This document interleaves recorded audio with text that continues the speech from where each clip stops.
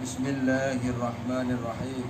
Diriwayatkan daripada Hazrat Sahal bin Sa'ad As-Sa'idi bahwa Rasulullah sallallahu alaihi wasallam berilah berita gembira kepada mereka yang selalu berjalan ke masjid dalam kegelapan malam, bahwa mereka akan memperoleh nur yang sempurna pada hari kiamat.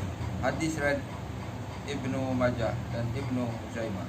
Keterangan: nilai pergi ke masjid pada malam yang gelap di dunia ini akan diketahui apabila berhadapan dengan kedahsyatan hari kiamat. Apabila setiap orang akan berada dalam kesusahan, ganjaran dan nilai menanggung kesusahan pada malam yang gelap gulita pada hari ini akan diketahui apabila nur yang bergemerlapan yang berkali-kali ganda lebih terang daripada matahari akan bersamanya kelak. Diriwayatkan dalam sebuah hadis bahwa mereka akan menduduki mimbar-mimbar daripada nur dengan tidak merasai bimbang sedikit pun, sedangkan manusia yang lain berada dalam kegelisahan.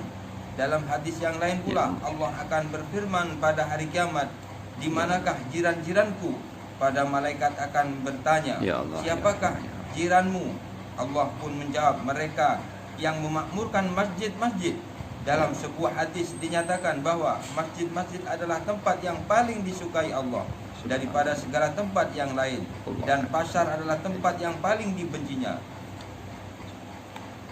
Disebutkan dalam hadis yang lain bahwa masjid-masjid adalah taman-taman surga.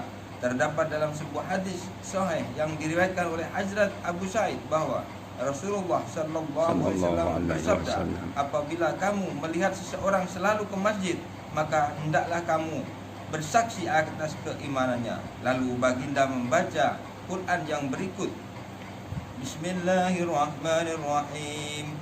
Innama ya'muru masajidallahi man amana billahi wal yawmil akhir.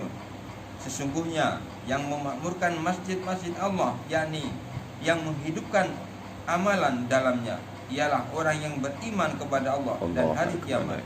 At-Taubah ayat 18. Terdapat dalam sebuah hadis bahwa mengambil wudhu pada waktu kepayahan, berjalan ke masjid dan duduk menanti sholat yang setelah selesai sholat akan menghapuskan dosa. Diriwayatkan dalam sebuah hadis bahwa lebih jauh seorang itu tinggal dari masjid, maka lebih banyaklah pahala yang akan diperolehinya. Ini adalah karena bagi setiap langkah akan diberi ganjaran pahala.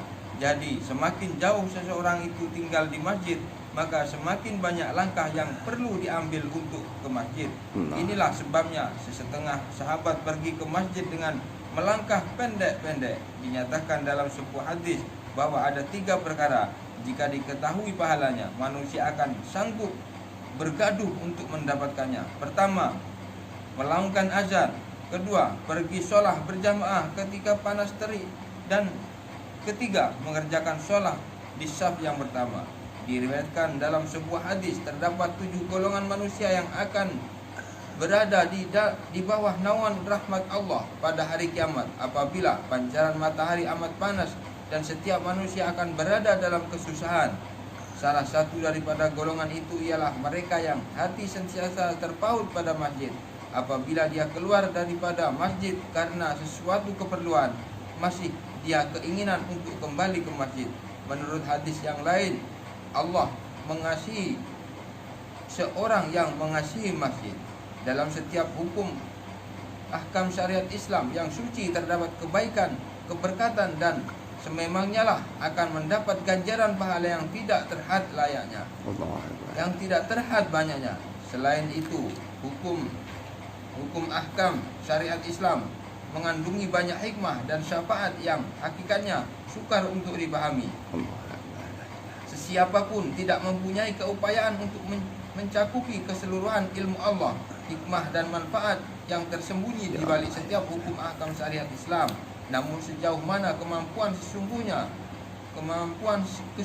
dan kefahaman masing-masing, maka sejauh itulah terbukanya kemaslahatan yang tersembunyi di balik setiap perintah Allah. di setiap perintah Allah itu, mengikut banyaknya kemampuan yang ada, sebanyak itulah kebaikan-kebaikan yang faedah daripada perintah-perintah Allah tersebut akan terus diketahui. Para ulama telah menjelaskan hikmah dan manfaat di sebalik sholat berjamaah mengikut kemampuan dan kepahaman masing-masing.